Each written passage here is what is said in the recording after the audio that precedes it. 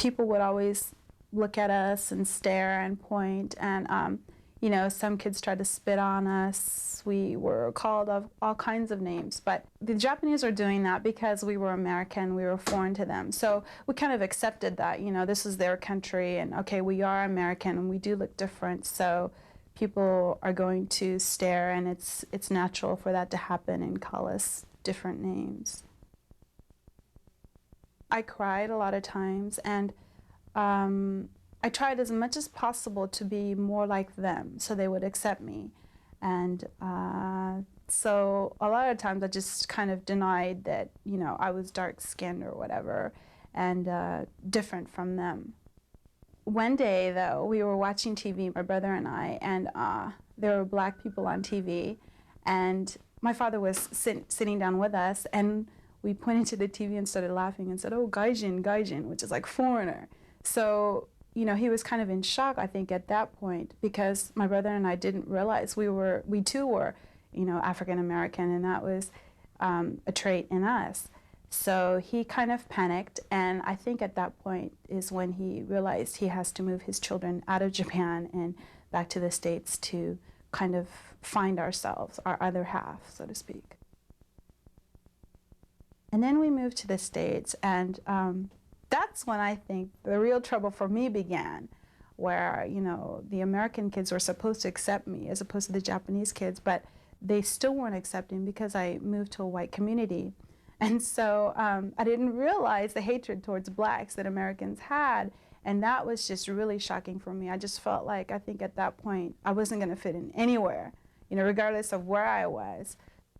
I kind of, you know, decided, okay, well, you know, being black is the problem, so I'm just going to kind of deny my black culture and totally assimilate to the white society, and hopefully they will accept me.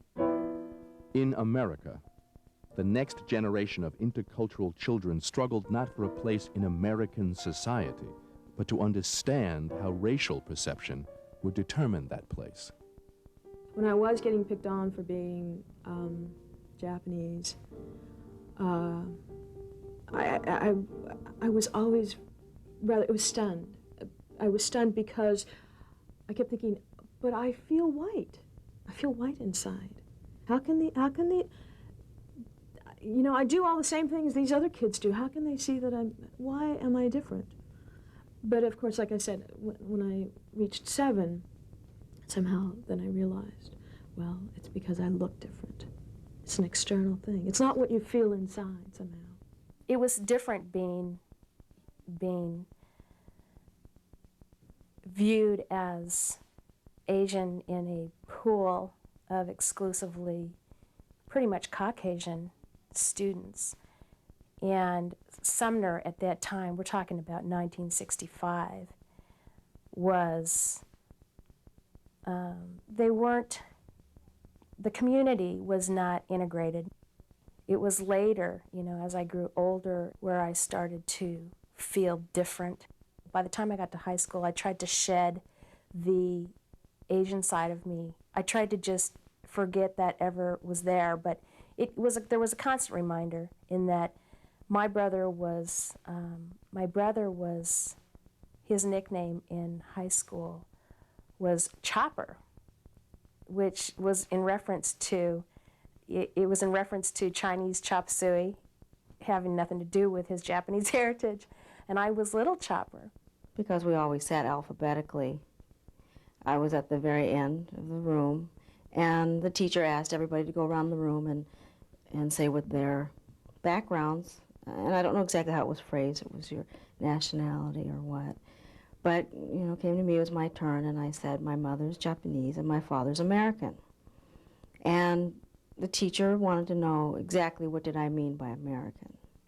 And I said, he's American. And they kept prodding, and then finally I said, well, he's Negro, which was the word in those days. And I remember the expression on my classmates' faces. They all turned around and glared at me, and because I was the last seat in the room, there was nowhere for me. I mean, like, all eyes were on me. And I felt very awkward. Like, at that point, I didn't feel like I was accepted.